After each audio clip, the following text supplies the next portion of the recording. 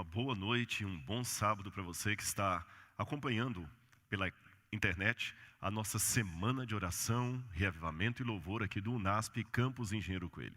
Você é muito bem-vindo, ainda que não possa estar fisicamente conosco, mas o Espírito Santo não reconhece barreiras de geografia ou de espaço físico e Ele estará na sua casa. Então aproveite esse minuto, esses segundinhos antes de começarmos o sermão, e mande o link para alguns amigos assistirem também. Vamos inundar as pessoas com a pregação do Evangelho, tá bem? E a todos que estão aqui também, meu boa noite, é um prazer estar com vocês. Nós temos alguns alunos que puderam estar aqui, evidentemente sentados com distanciamento social, e eu fico muito feliz por estar com todos vocês aqui nesse sábado, que para nós é o dia do Senhor. Pessoal, vocês devem estar notando que essa semana de oração aqui quebra muitos paradigmas, muitos paradigmas. Eu acho que é a primeira vez que eu faço uma semana de oração sem paletó e gravata. E também num ambiente como esse. Eu não sei se vocês perceberam, nós temos até ovelhas de verdade ali. Perceberam? Estão ali, ó. Depois vocês podem tirar foto lá.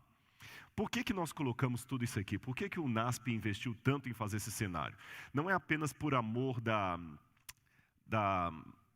do belo, do estético. Tudo aqui tem um fim didático.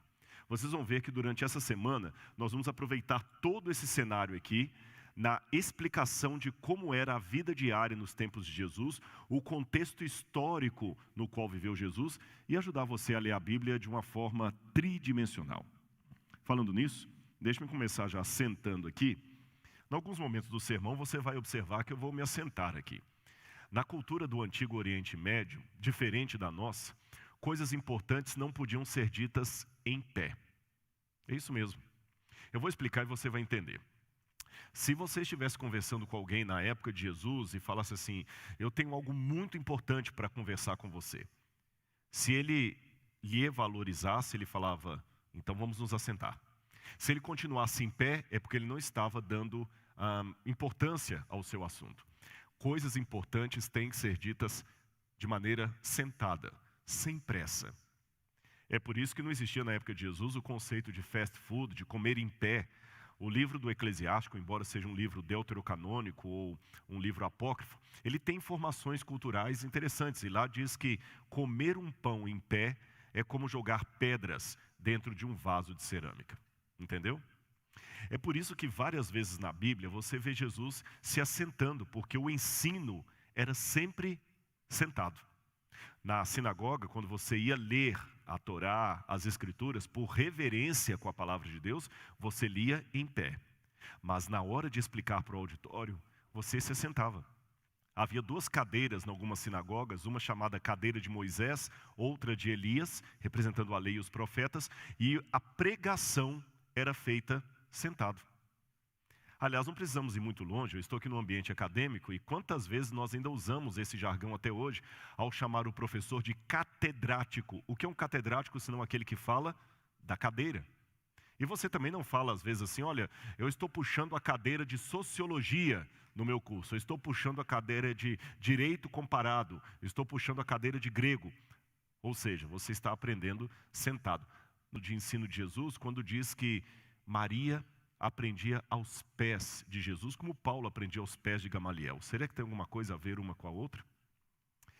E outro exemplo que eu posso dar, muito bom disso, Jesus, certa vez, diz o Evangelho de Mateus, capítulo 5, subiu ao monte ao ver as multidões. E como se assentasse, aproximaram-se seus discípulos. Jesus não sentou porque ele subiu ao monte e estava cansado. Ele sentou porque ele queria ensinar. Por isso que o texto continua. E como se assentasse, aproximaram-se seus discípulos e ele passou a ensiná-los, dizendo.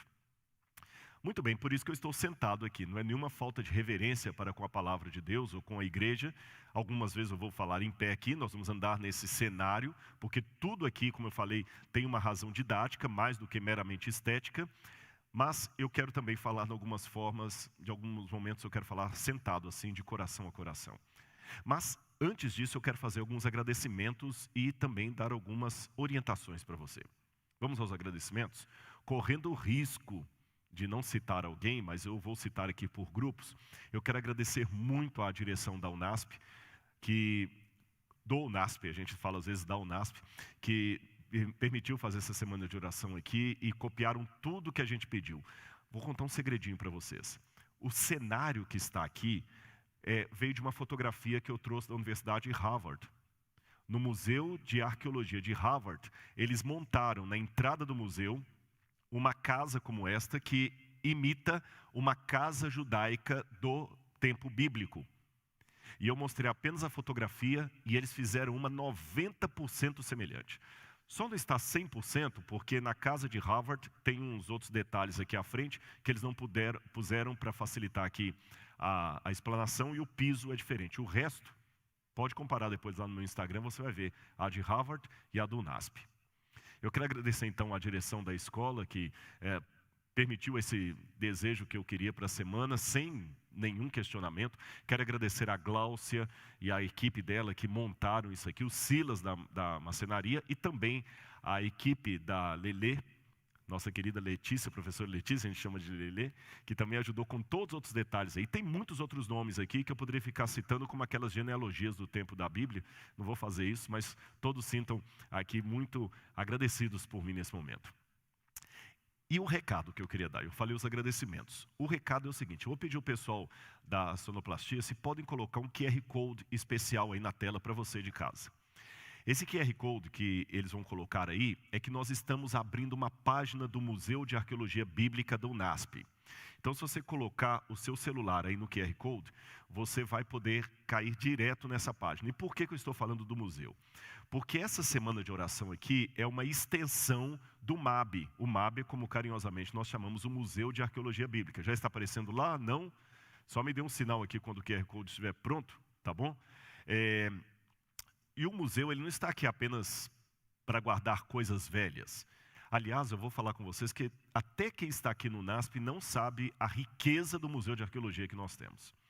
E você que está em casa pode participar mais do museu, dando sugestões, ajudando a construir o sonho que é a construção do Museu de Arqueologia. Eu brinco que nós temos uma Ferrari e não temos a garagem para colocar a Ferrari. E muito do que eu vou apresentar para vocês aqui são informações que vocês podem visitar no museu. E quem está assistindo de fora, quando acabar a pandemia e nós pudermos ter livre acesso aqui às dependências do UNASP, você pode visitar o nosso museu aqui, tá bom? E ver as mais de 2.000 peças que nós temos aqui, que ilustram a Bíblia Sagrada. Ou seja, a arqueologia não é só para confirmar a historicidade da Bíblia, ela também me ajuda a contextualizar a Bíblia. Não sei se tecnicamente deu tempo de colocar o QR Code, mas se não deu tempo, no momento certo eles vão colocar e você vai só ligar ali o seu celular, a câmera, e vai cair direitinho na página. Eu vou todas as noites falar aqui do museu e do QR Code, tá bom? Eu acho que a administração do colégio não vai ficar chateada de eu puxar tanta sardinha para o lado do museu. Muito bem, meus queridos, assentados como nós estamos, eu gostaria de começar esta explanação mais uma vez, pedindo a presença de Deus. Então você que está em casa, incline agora o seu rosto, feche os seus olhos e calmamente, sentindo a presença do Espírito Santo, ore a Deus comigo. Querido Pai, humildemente nós estamos na Tua presença e eu entrego essa semana de oração no Teu altar.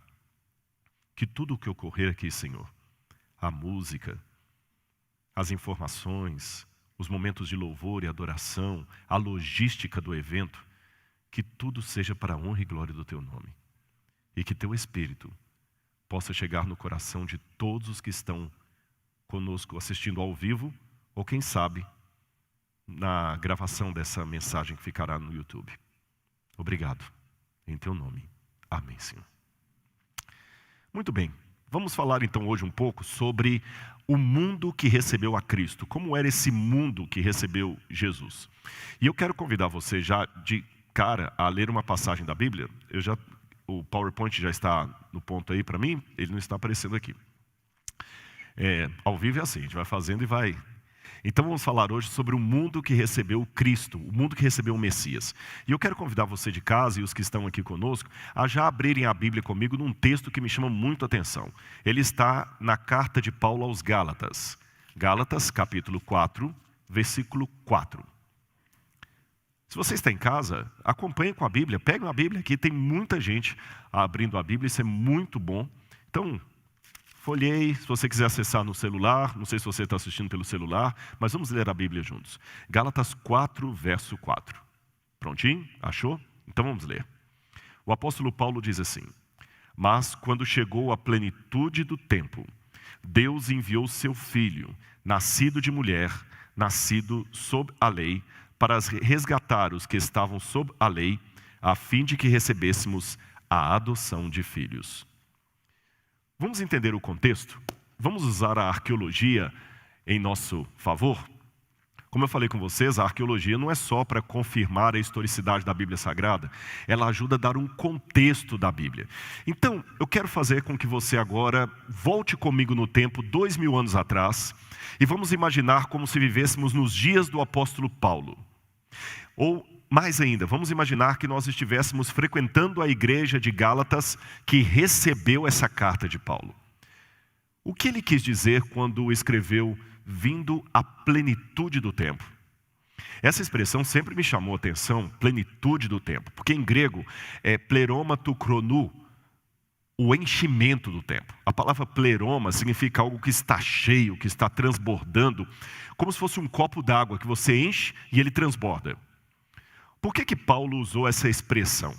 Bom, hoje talvez ele falaria vindo o tempo no calendário, ou os ponteiros do relógio já estão passando, mas ele não falou disso, porque ele não usava ponteiro em relógio na época dele. Ele falou plenitude do tempo. Será que eu posso aprender um pouco mais dessa expressão através da arqueologia, da história daquele tempo? Então vou mostrar uma coisa para você. Como era o relógio da época de Paulo? Você já parou para pensar nisso? Nós temos vários tipos de relógio hoje, a hora é vista no celular, mas como era o relógio na época de Paulo? Como eles contavam o tempo? Olha aí na tela. Você vai ver alguns baldes. Pode colocar já na tela para o pessoal poder ver. Esses baldes são chamados de clepsidra. É um relógio d'água da época dos egípcios. Ou seja, na época de Moisés, usava-se esse tipo de relógio. Volta para mim que eu vou contar uma curiosidade para vocês, depois eu volto na imagem da clepsidra. A Idade Média, a despeito de alguns historiadores hoje estarem tentando uma releitura da Idade Média, que dizem que a Idade Média não foi tão terrível assim, você sabe que existe um movimento de revisionismo da história. E alguns historiadores querem dizer que a Idade Média não foi aquilo que nós pautamos como ruim. Eu não vou entrar no mérito da questão, mas é curioso notar que na época de Galileu Galilei, já estava saindo da Idade Média, entrando na Idade Moderna, mas só para você ter uma noção do atraso cultural em que estava a Europa e o Ocidente, na época de Galileu Galilei, Idade Moderna, começando a ciência, Galileu teve que usar uma clepsidra, um relógio d'água como este que eu mostrei, para poder calcular quanto que um corpo demorava para descer um plano inclinado, porque não havia ainda o cálculo diferencial em seu tempo. O curioso é que esse relógio d'água que Galileu Galilei usou no século XVI, era o mesmo usado no Egito na época de Moisés. Já pensou? Agora vamos voltar para a tela que eu quero novamente mostrar a clepsidra para vocês. Preste atenção aí no desenho. Pode colocar lá na tela. Você tem os vários baldes e a água vai caindo de um balde para o outro. Eles mediam o tempo fazendo o seguinte, faziam um furo no balde e a água ia caindo no outro balde. E eles marcavam no balde que estava esvaziando alguns sinais e à medida que a água ia descendo, eles marcavam o tempo. Só que você tem um problema com isso aqui, que à medida que a água vai descendo, ela perde a pressão, então ela vai descendo agora mais lenta. Então a medida do tempo não era assim, uniforme, não dava para ser uma medida precisa. Aí veio um sujeito chamado Quitsébios, de Alexandria, muito inteligente, um Leonardo da Vinci daquela época, o camarada era um gênio. E ele resolveu inventar um relógio, uma clepsidra, mais bem elaborada do que a convencional, e queria marcar o tempo de maneira precisa. E na época em que o apóstolo Paulo viveu, o relógio de Quitsébios era o mais preciso que havia. Era o relógio suíço deles, se eu posso dizer assim. Ou o relógio atômico da época. Você quer ver como é que era o relógio que ele inventou? Então vou mostrar para vocês. Lembra que o problema da clepsidra é que você enche o balde d'água, mas à medida que a água vai descendo, ela vai ficando mais lenta e não dá para você medir precisamente o desnível da água. Então olha o que o Quitsébios fez. Coloca o vídeo aqui para mim. Ele inventou esse tipo de relógio. A água caía constantemente ali e ela ia enchendo um outro elemento ali, um outro vasilhame. E à medida que ela ia enchendo o vasilhame, enchendo o pleroma, lembra? E enchendo, o bonequinho vai subindo e marcando o tempo. É lógico que esse vídeo está acelerado. Ele subia de maneira bem lenta, marcando cada pedacinho do dia. Ele ia marcando. Agora o relógio, a clepsidra, ao invés de esvaziar para marcar o tempo, ela ia enchendo. E quando ela chegava no topo, esvaziava e começava de novo. Vou mostrar mais um vídeo para vocês. Coloca na tela, por favor. Olha mais esse outro vídeo aqui. Eu já mostrei a clepsidra, então olha, veja bem, agora não é o esvaziamento, é o tempo enchendo, mas vamos ver um próximo vídeo aí. Pode colocar lá. Aqui vocês estão vendo como era uma clepsidra bem sofisticada da época de Paulo, inventada por esse alexandrino. Ele fazia com que a água caísse de maneira constante em vários vasilhames. E ela caía de tal maneira que a pressão da água não alterava nunca. E ela caía sempre de um vasilhame para o outro, fazendo com que a água fosse gotejando de maneira uniforme, sem perder a pressão, e assim o tempo era medido de maneira exata, quase como um relógio suíço. Mas ele mudou o conceito. Por fazer a água agora encher, ele colocava um pequeno nível, que à medida que a água ia enchendo, o nível ia subindo. Enchendo, subindo, pleroma. E foi tão sofisticado, tão revolucionário esse relógio, que ele conseguiu marcar não apenas as horas do dia, mas também as estações do ano. E o mecanismo fazia com que engrenagens, a partir do movimento da água, movessem, e à medida que a engrenagem ia movendo-se, o nível ia subindo, aí ele está descendo porque a água já está acabando e você tinha que encher de novo. E ele tinha até um apito que mostrava quando o tempo chegava no seu ápice, quando ele chegava no seu todo. E havia até um passarinho que batia as asas e fazia um som. É o primeiro relógio cuco da história. Ele marcava inclusive as estações do ano, marcava os meses, e tudo era marcado na base do enchimento da água. Um relógio de pelo menos 2.200 anos de idade. Agora, olha que interessante. Como você viu em casa esse vídeo, e vocês aqui também, não ficou mais fácil entender por que Paulo usa essa ilustração quando ele diz, vindo à plenitude do tempo? Ou seja, Paulo conhecia esse relógio. Então, quando o relógio chegava no topo, na sua plenitude, é que o tempo tinha chegado no seu ápice. Paulo usou isso como figura de linguagem e falou, vindo o ápice do tempo, a plenitude, o enchimento do tempo, Deus enviou o seu filho, nascido de mulher, nascido sob a lei, para resgatar aqueles que estavam condenados pela lei. Mas, para não ficar só na curiosidade da imaginação de Paulo, raciocine comigo. Se Paulo pegou um relógio da época, e você morando em Gálatas, na Galácia, você ia entender isso aqui, a comparação de Paulo. Você ia pensar, bom, mas quando o relógio chega no ápice, é porque o tempo estava no momento exato.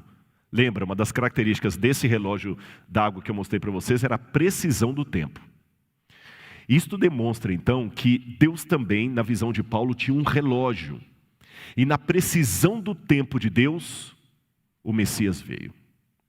Agora, saindo da ilustração de Paulo para a realidade, será que nós temos eventos no entorno do nascimento de Jesus que mostram que realmente o tempo tinha chegado no seu ápice?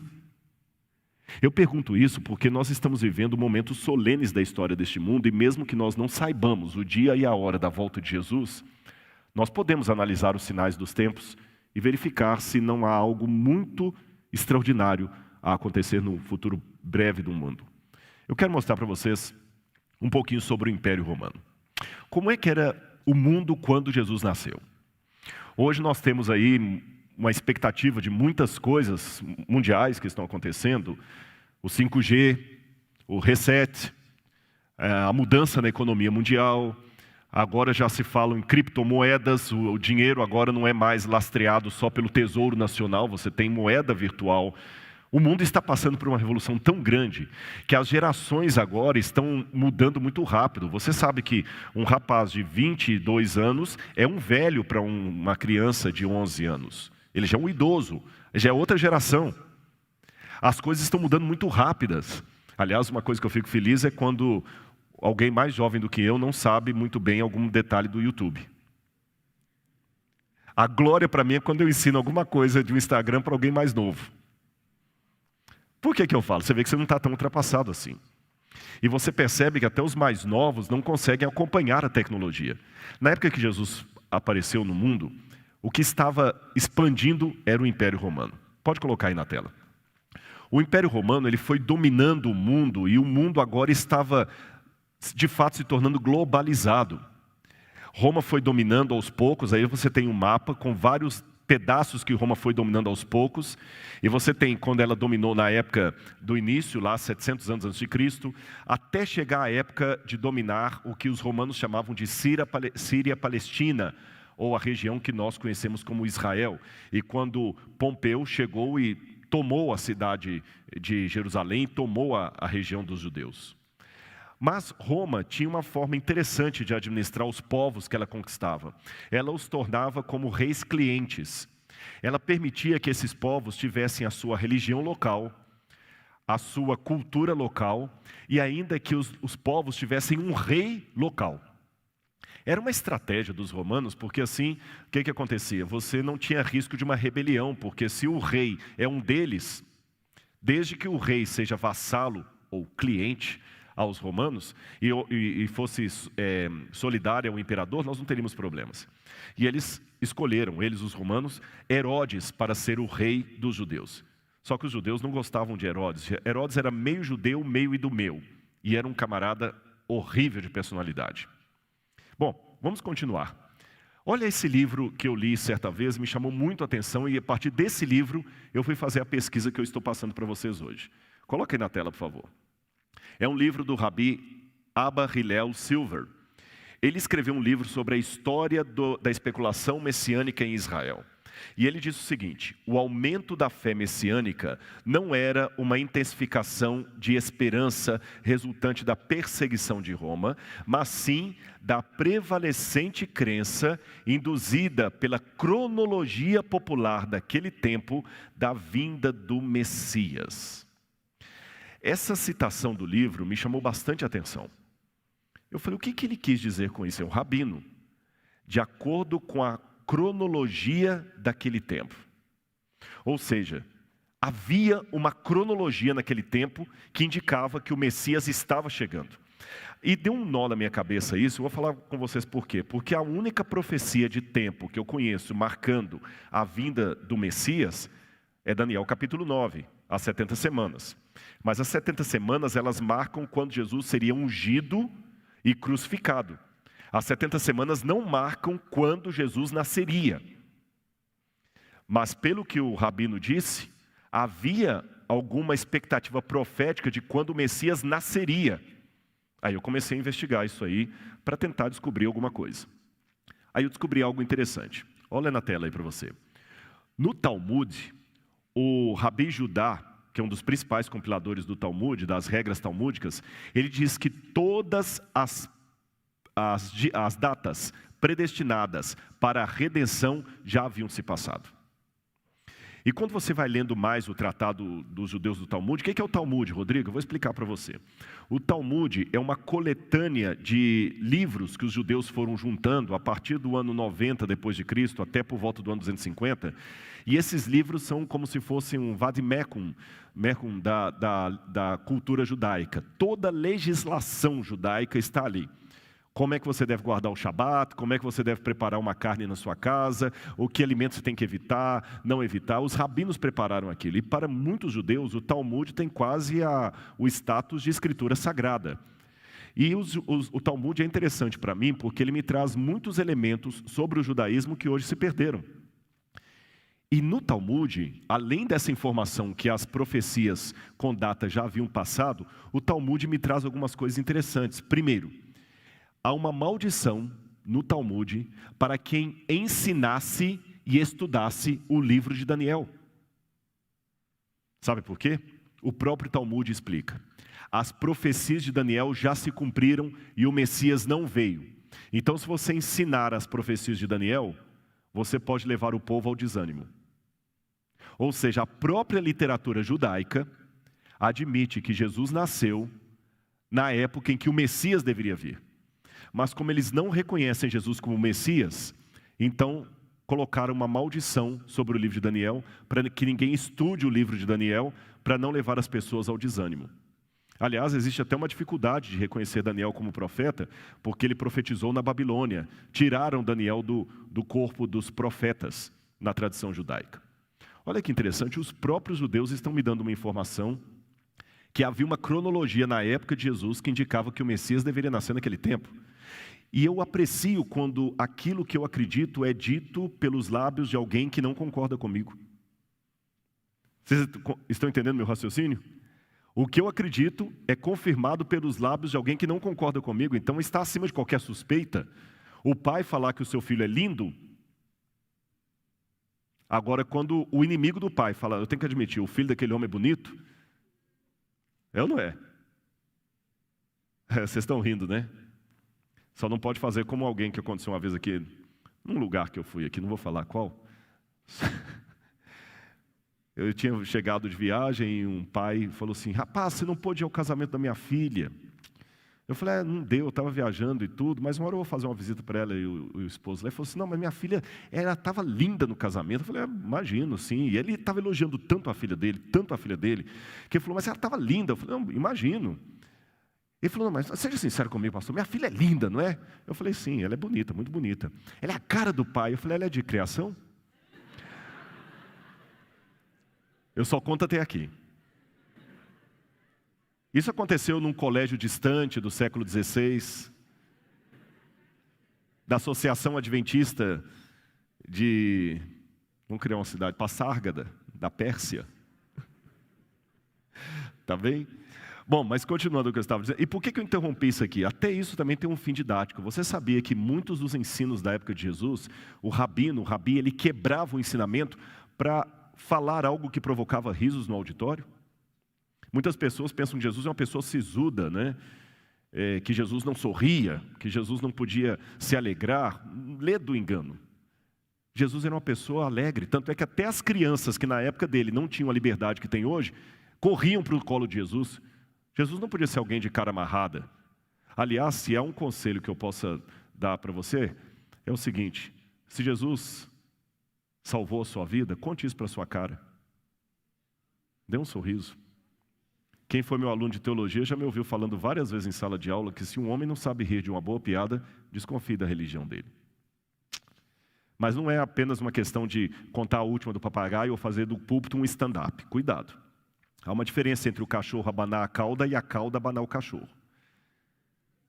O humor, ele tem um motivo para estar didático, não é apenas ficar contando piadinha aqui. Não é stand-up, é homilética. Cuidado com isso, aqui é só um puxãozinho de orelha, porque tem alguns sermões também que às vezes só fica fazendo o auditório rir, mas e a palavra? E para eu não incorrer nesse erro, vamos voltar à palavra. Eu estava falando com vocês, resumindo, que eu aprendi pelos judeus, eu citei o livro do Rabi Silver, e citei também o Talmud, que eles admitem que na época em que Jesus nasceu, pelas profecias, era a época que ele deveria vir. Mas ainda existe uma outra coisa que estava me incomodando, eu queria saber. Que profecias seriam estas que anunciariam que Jesus deveria nascer na época que o Messias veio? Olha no quadro, eu quero mostrar uma foto para vocês. Aqui você tem as cavernas de Herbert Qumran, onde foram encontrados os manuscritos do Mar Morto. De acordo com uma hipótese, quem morou nesse lugar e copiou os textos do Mar Morto foi uma seita judaica dos essênios. Eu particularmente trabalho com essa hipótese. E o que a gente estuda sobre os essênios é que eles moveram-se para o deserto porque eles estavam se preparando para a vinda do Messias. Há até uma possibilidade, não vou explorá-la nessa semana de oração, que João Batista possa ter morado um tempo entre os essênios. Porque os essênios, eles não aceitavam o templo de Jerusalém e eles criavam filhos de pessoas, sacerdotes, que eles não queriam que ficassem contaminados pelo templo de Jerusalém. E João Batista diz a Bíblia que ele cresceu e foi criado nos desertos. E a comunidade dos essênios criava muitos filhos de sacerdotes. Talvez João Batista esteve ali, e a pregação de João Batista é muito parecida com aquela que eu encontro nos manuscritos do Mar Morto. Eles dizem, por exemplo, quando alguém perguntava o que vocês são, eles diziam que eram do segmento da Yahad, aqueles que buscam a justiça, Yahad, o caminho correto.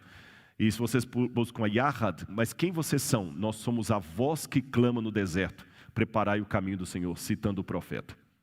E João Batista, quando começa a pregação dele, ele também fala a mesma coisa, que ele era a voz que clama no deserto.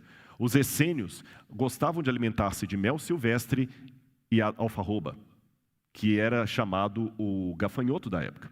E João Batista comia o gafanhoto, que para mim também era da alfarroba, aquela mesma do Cevisa, aquele chocolate, não era um inseto não. Agora, tudo indica que João Batista depois rompeu com a seita dos essênios e foi anunciar a vinda do verdadeiro Messias, que era Jesus.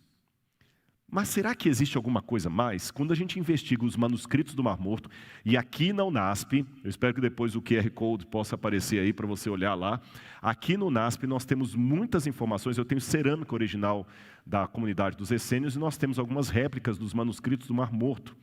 Nos manuscritos do Mar Morto, como esse aí que você vai ver na tela agora, que é a regra da comunidade, não, esse é do caminho de Damasco, perdão.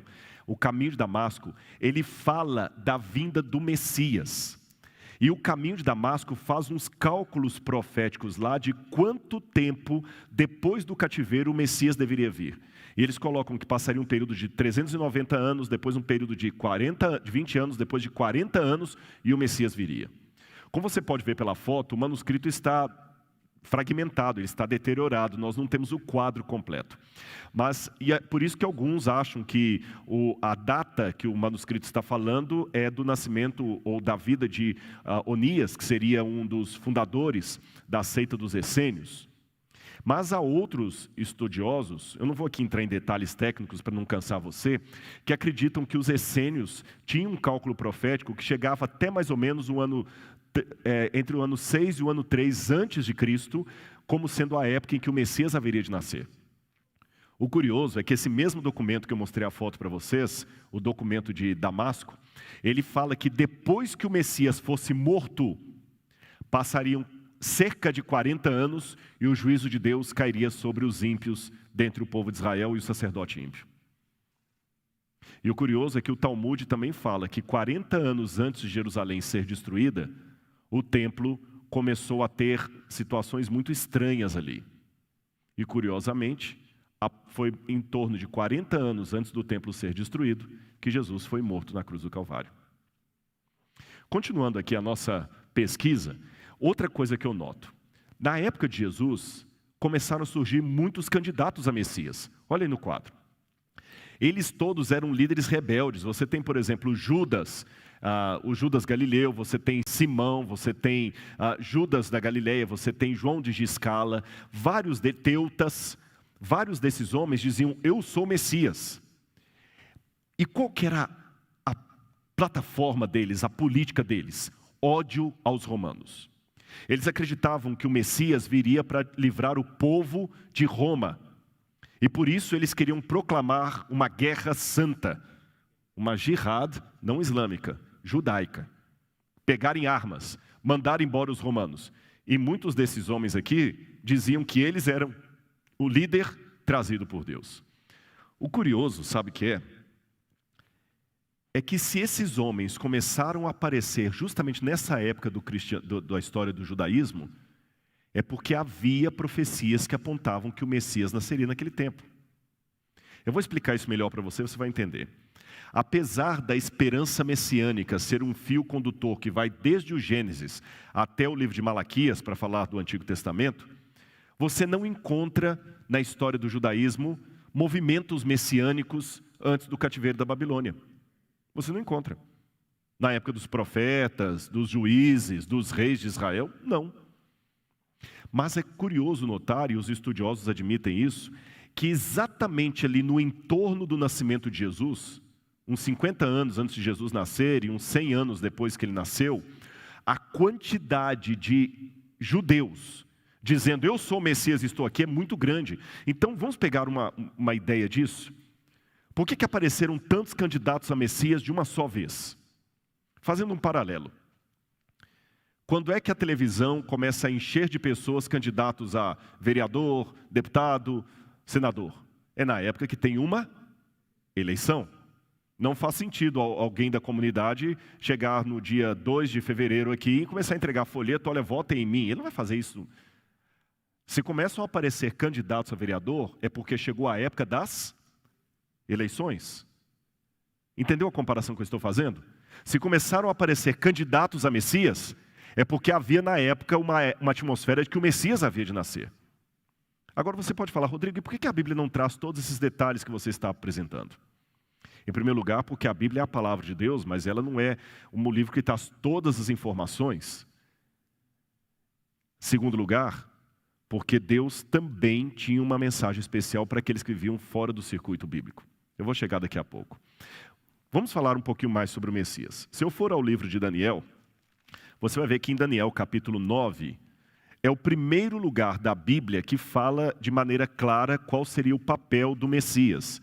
Daniel capítulo 9, versículo 25, fala aqui qual seria o papel do Messias. Eu vou ler para vocês aqui, ó. Daniel capítulo 9, versículo 25. Saiba e entenda isso. Desde que foi dada a ordem para restaurar e edificar Jerusalém, até a vinda do ungido, do Messias, Mashiach, em hebraico. Aliás, deixa eu explicar para você essa história de Messias. De onde vem isso? A palavra Messias vem do hebraico Mashiach, que significa aquele que recebeu um azeite na cabeça, uma unção.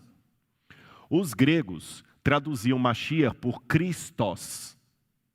Quem é católico sabe que a Igreja Católica, depois da época do catecismo e da primeira comunhão, faz a crisma, que é a confirmação da fé católica. E a crisma é quando o padre coloca um pouco de azeite na cabeça do fiel.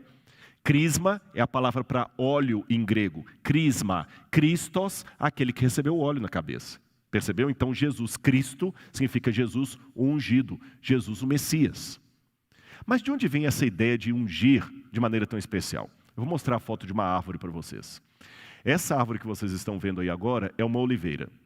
Esta é a árvore principal de Israel, talvez a mais sagrada. E eu vou contar alguns segredos da oliveira para vocês. Quando a oliveira vai crescendo, crescendo, crescendo, ela vai ficando oca. Parece que ela morreu. Aí acontece um fenômeno extraordinário. Essa oliveira aí tem pelo menos uns 600 anos de idade. Quanto mais larga ela é e mais oca, mais antiga ela é. Mas o que acontece? Depois de um tempo, sobe na oliveira um renovo e um rebento. Olha a foto que eu vou mostrar para você aí. Está vendo a parte de cima? Você vê que o tronco é bem velho, mas o renovo é novo. Vocês percebem que o galho é bem mais novo? E a parte de baixo traz o rebento. É esse rebento de baixo que vai ajudar a plantar uma nova oliveira. E é o renovo de cima que mostra que a oliveira ainda está viva. Por isso os judeus tinham a ideia seguinte: a oliveira é o símbolo de Israel. Uma árvore que quando você olha para ela, parece que ela está morta, oca, velha, pronta para ser jogada na fogueira. Aí o poder de Deus faz subir um renovo, aquele ramo novinho no meio dela. Volta a imagem e você vai ver que bonito. Olha como é que ele é bem novo, você percebe que ele é bem mais tenro. Ele até tem um contraste entre o galho e o tronco. E dos pés dela sai um rebento. Agora tem mais uma coisa importante sobre a oliveira. Ela produz a azeitona. Na época de Jesus, a azeitona era o elemento principal para uma série de coisas. Quer fazer sua lista? O pastor Binho falou que alguns iam anotar aí, você começa a anotar em casa. Da azeitona fazia o azeite de oliva. E eu vou trazer para vocês aqui, num desses dias aqui, uma lamparina como era nos tempos de Jesus, e nós vamos acender a lamparina com azeite de oliva. Numa época em que não havia energia elétrica, nem combustível assim, de querosene para acender lamparinas, você precisava do azeite de oliva para dentro da lamparina garantir a iluminação da sua casa. Ou seja, não ter o azeite de oliva dentro de casa era ficar no breu, ficar no escuro, é cortar a luz da eletro. Já é ruim quando acaba a eletricidade, né? Então, sem uma lamparina em casa, você estava perdido. Imagina se você quer, à noite, ir ao banheiro que é do lado de fora da casa. Você precisa do azeite. O azeite era muito importante. Segunda coisa que o azeite era importante, não só para a lamparina. Como eles não tinham tanta água, a receita muitas vezes era feita de farinha de trigo com azeite de oliva para fazer pão. E o pão era o arroz com feijão de todo dia. Se faltasse qualquer coisa, o pão você tinha ali. Trigo com azeite. Então você precisava do azeite para garantir a sua iluminação de noite, sua segurança e também a sua comida. Outro detalhe. As pessoas não tomavam banho todos os dias na época de Jesus. Eu pensei que eu vi um ó. E como é que fazia então? Na hora da refeição, as pessoas costumavam a perfumar-se. Você hoje quando vai num restaurante, às vezes não leva escova de dente, não tem um Cepacol lá no banheiro, cheio de coliforme fecal, e o pessoal pega e fica... Né? Eu não uso aquele Cepacol de jeito nenhum, mas tudo bem. Tem alguns restaurantes que tem um Cepacol, ou uma balinha de menta. Por quê? Para você não ficar com mau hálito depois da comida. Na época de Jesus, como é que você ia comer do lado de alguém se ela não estava tomando banho? Então era costume, era praxe, na hora de comer, você pegar o azeite de oliva perfumado e ungir a pessoa. Legal isso, né? E o perfume hoje, eu não sei que tipo de essência que ele é diluído, pode ser álcool, mas naquela época o perfume era diluído no azeite. Unges minha cabeça com óleo, meu cálice transborda. É a cena de uma ceia. Percebeu? Quando a pessoa morria também, era um azeite que eles acabavam ungindo todo o corpo da pessoa. E falei de morte, tem que falar de vida também. Médicos, naquela época o remédio era sempre diluído em azeite, porque o azeite tinha vários poderes ali cicatrizantes, ele ajudava também como fala assim, na esterilização dos instrumentos. Lembra a parábola do bom samaritano? Que quando ele ficou ferido, o sujeito colocou vinho e azeite nas feridas. Olha quanta coisa era importante. Para a gente, a azeitona é só um azeite para colocar na salada. Para eles, a azeitona, a oliveira, era muito mais do que isso. Vamos recapitular? A oliveira era a garantia de iluminação à noite, era a garantia de remédio para a medicina, era a garantia de bom cheiro na hora da comida, era a garantia de uma unção respeitosa na hora que você estava morto, era a garantia do seu pão de cada dia. Por isso que eles colocavam a unção como um emblema nacional. Quando alguém ia ser sacerdote, ele era ungido. Quando alguém ia se tornar rei, antes de ser coroado, ele era ungido. Ou seja, todo judeu na vida era um ungido, era um Messias. Mas se todo mundo era Messias, onde entra aí o Messias com M maiúsculo? Que bom que essa pergunta veio. Eu vou explicar para vocês. Olha o que diz o livro de Zacarias, capítulo 3, verso 8. Eis que eu trarei o meu servo, o renovo. Quando ele fala renovo, você está vendo aí, tem até a palavrinha hebraica, Evet Tsemar. Evet é servo, Evet Tsemar, o meu servo, o renovo. O que é o renovo? Vamos voltar aqui. O renovo é justamente aquele galho que eu falei com vocês. A árvore da oliveira era símbolo do Messias. Eu trarei o meu servo, o renovo, aquele galho ali. Querem ver mais? Vamos mais um. Voltando aqui, olha de novo a árvore aqui, que eu quero mostrar uma coisa para vocês. Só um minutinho.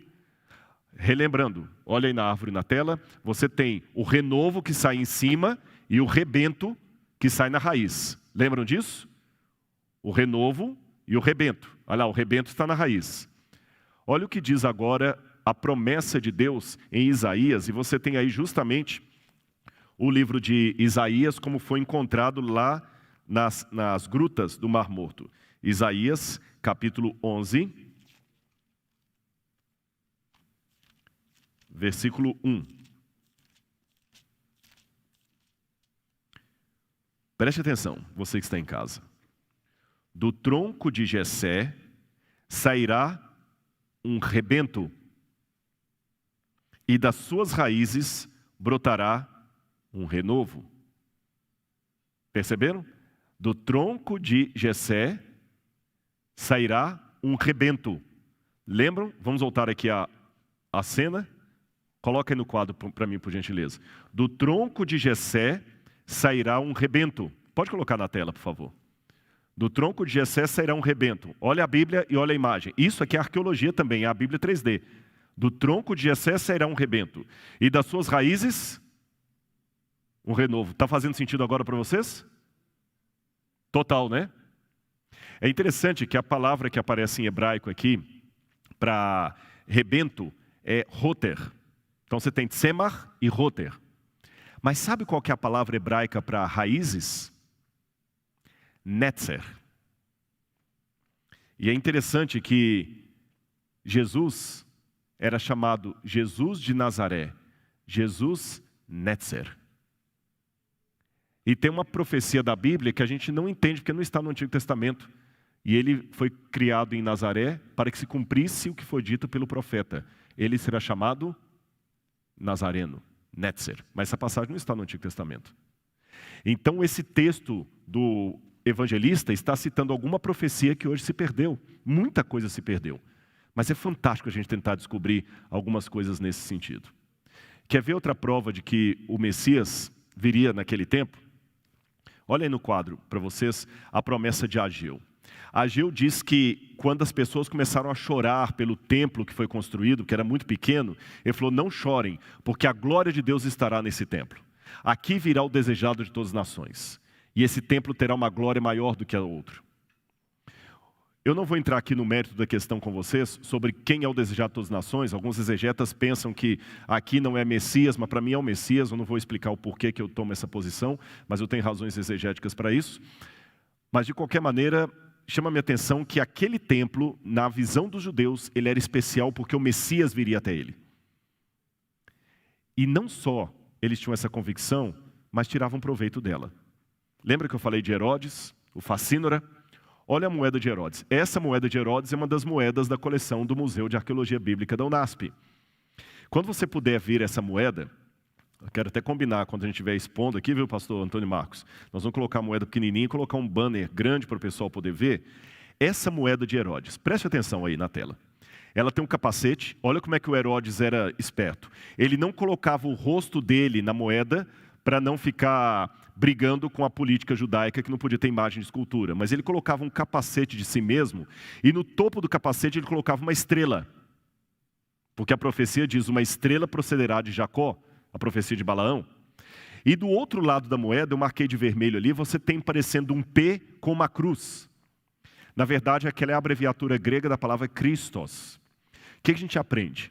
Herodes colocou na moeda dele o símbolo de uma estrela messiânica e o sinal de Christos.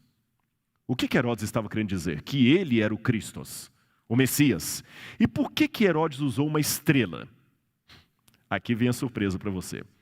Você sabia, pode colocar aí na tela, que havia na época de Jesus uma ideia de estrela apontando o nascimento de uma criança especial, no caso Augusto César? Olha essas moedas romanas. Augusto, nas moedas de baixo, é retratado como filho de Deus, e em cima da cabeça dele você tem uma estrela.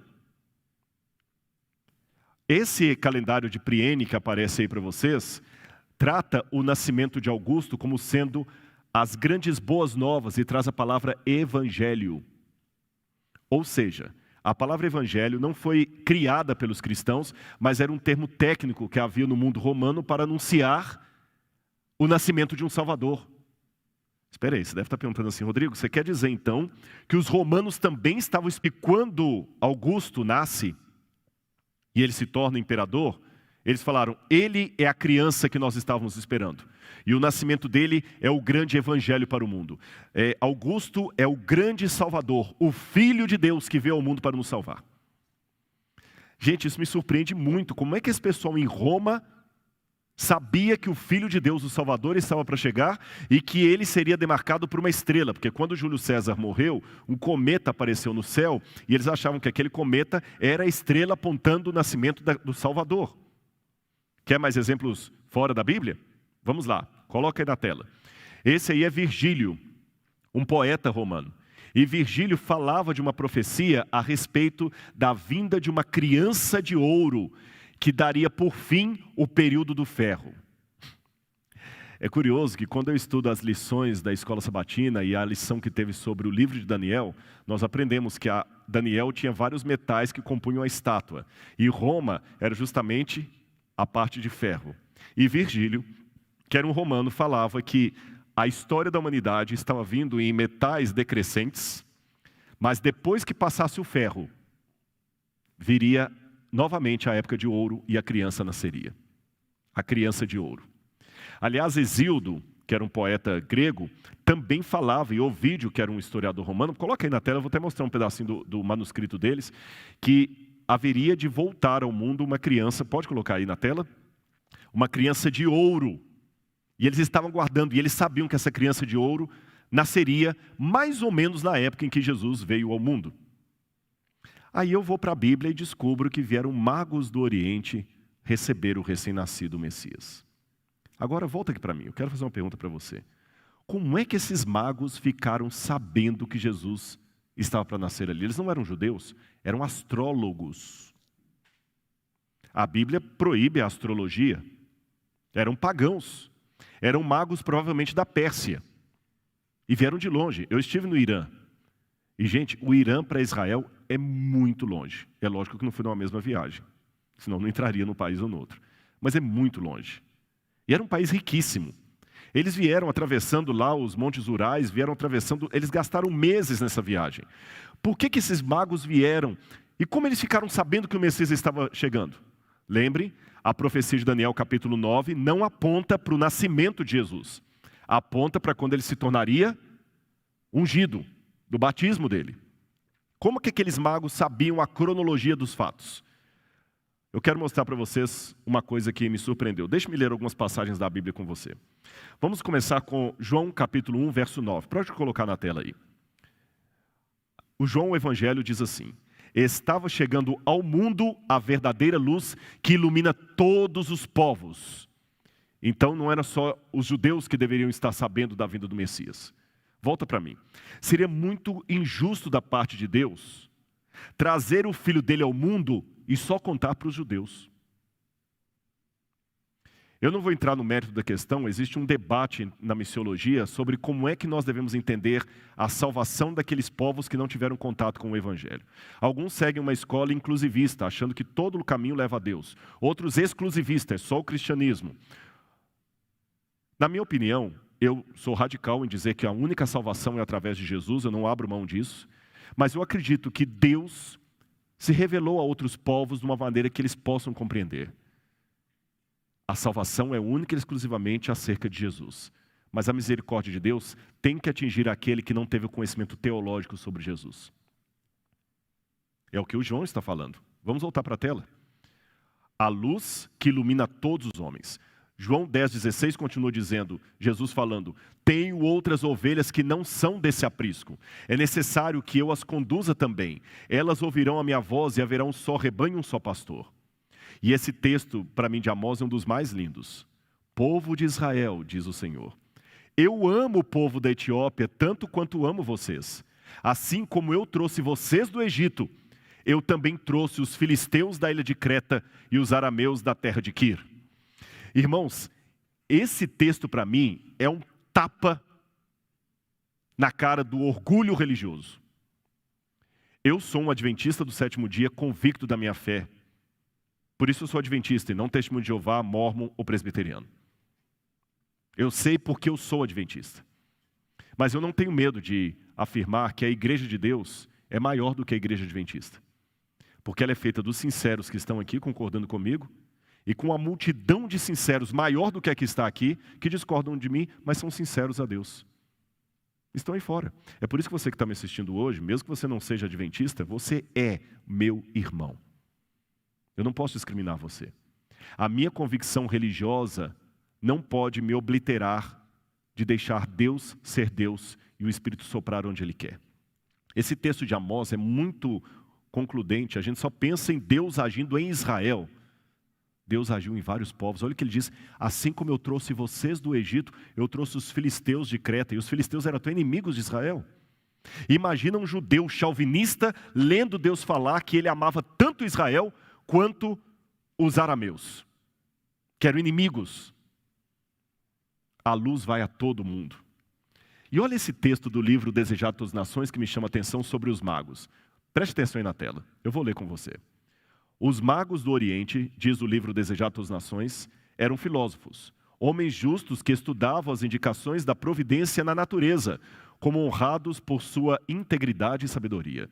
A luz de Deus está sempre brilhando entre as trevas do paganismo. Eu vou repetir essa parte.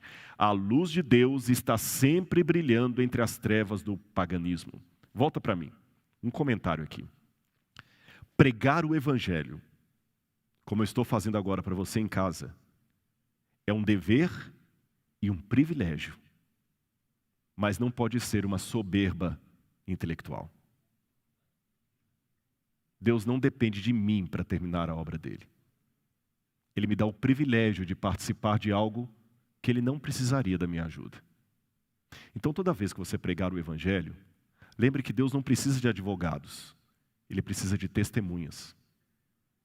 Testemunhas que preguem com convicção aquilo que eles acreditam, sem perder o amor e o respeito por aquele que não vê a coisa na mesma luz que ele está vendo.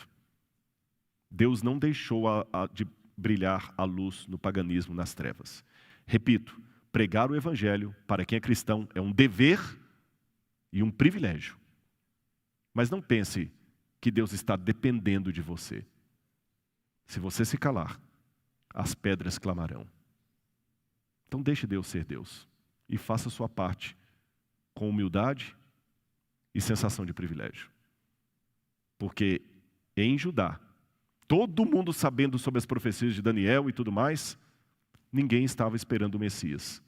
E 3 astrólogos no paganismo receberam a luz que os sacerdotes do templo de Jerusalém não receberam. A história pode acontecer hoje de novo. Vamos continuar aqui? O livro Desejado das Nações continua dizendo que eles tinham ali mais claro entendimento, eles se voltaram para a escritura dos hebreus. Mas, detalhe, guardados como tesouro em sua própria terra, havia escritos proféticos que prediziam a vinda de um mestre divino. Balaão pertencia aos magos, conquanto fosse em tempos profeta de Deus e pelo Espírito Santo predissesse. O aparecimento do Messias em suas profecias haviam sido conservadas de século em século. Olha bem, Deus usou Balaão, um não-judeu, de maneira profética, para que a luz da verdade pudesse ficar até no meio do paganismo. É essa leitura do livro Desejado das Nações, com os elementos que eu tive da arqueologia e da história, que me permitem dizer, mesmo fora de Israel, o povo sabia que o Messias estava chegando. Os persas, por causa de um oráculo de Zoroastro, sabiam que o Messias estava chegando mais ou menos na época de Jesus, e os magos vieram da Pérsia. Os oráculos sibilíneos, que era uma coletânea de oráculos proféticos que Roma colecionava e os judeus também tinham, falavam da vinda de um Messias, de um Salvador, mais ou menos na época de Jesus. Quer ver mais? Nós temos profecias também da Babilônia, de Sipar, falando que os calendários estavam apontando para a época da vinda de um Salvador. Para terminar a minha parte aqui, você que está em casa, percebeu como era lindo o que estava acontecendo na época de Jesus?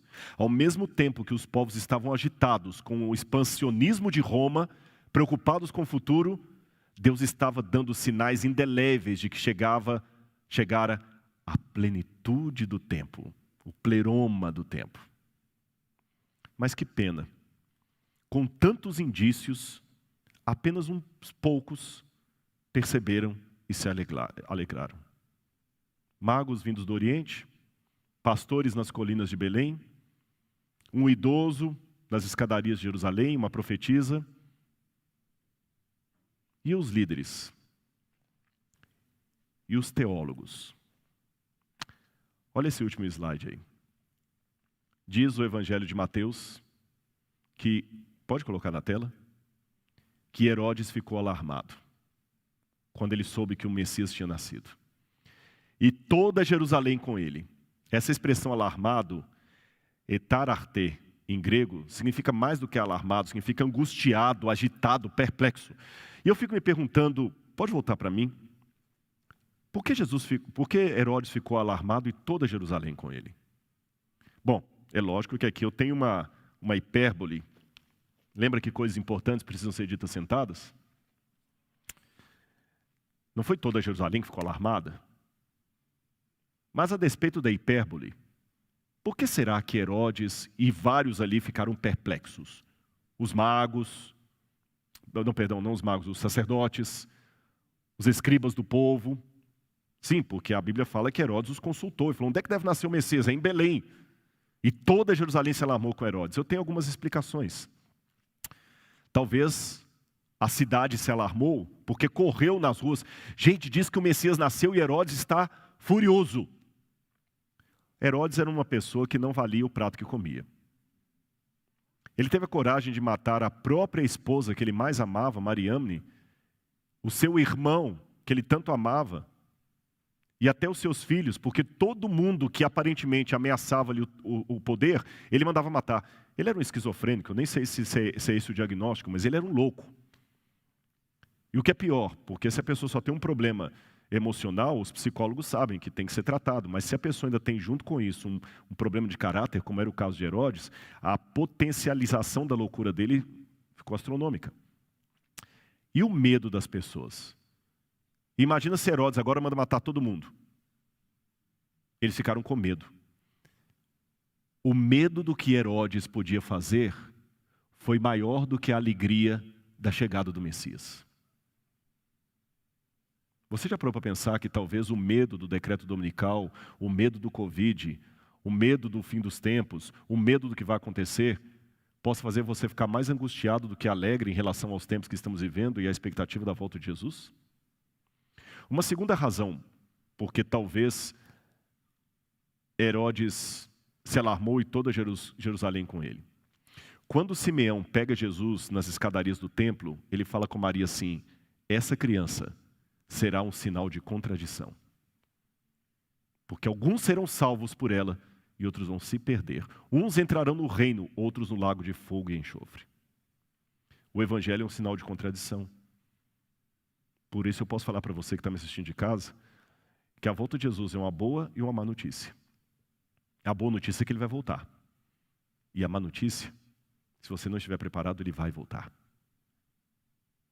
Terceira razão, talvez eles não se alegraram com a vinda do Messias por causa da profecia antiga. A profecia dizia: o cetro não se arredará de Judá, nem o bordão, até que venha Siló, ou o Messias, e todos se submetam a ele. Aqui eu vou para a última parte, para fazer uma pergunta para você que está em casa. A profecia diz que o cetro não se arredaria de Judá, nem o bastão de Jacó, até que viesse o Siló, ou o Messias prometido, e todos se submetessem a ele. Esse era o problema da Jerusalém, daquela época de Herodes. Eles não queriam se submeter ao mestre. E você? Você está disposto a se submeter?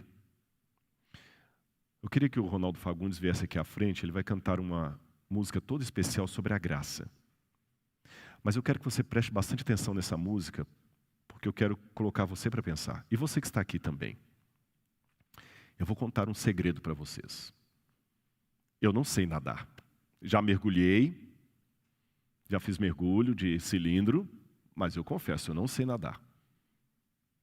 Mesmo não sabendo nadar, eu aprendi uma coisa que é muito valiosa: não atrapalhar o bombeiro que vier me socorrer. Eu sei que se eu estiver na água desesperado, faltando fôlego, dando braçadas e não sentindo o chão debaixo do meu pé, a hora que o bombeiro vier me tirar dali, ou salva-vidas, a tendência é me debater mais ainda e acabar levando junto comigo para as profundezas. Para ser salvo pelo bombeiro ou pelo salva-vidas, eu tenho que me submeter. Eu tenho que parar de me debater, vencer o pânico, relaxar e facilitar o trabalho dele me tirar da água. Qual que é o seu papel na salvação? Não atrapalhar o papel de Deus. O problema é que muita gente, talvez que está me ouvindo hoje, luta para não se submeter. Você tem experiência demais, você tem mestrado, tem doutorado, tem dinheiro, tem capacidade cognitiva, é um atleta, é um rosto lindo da internet.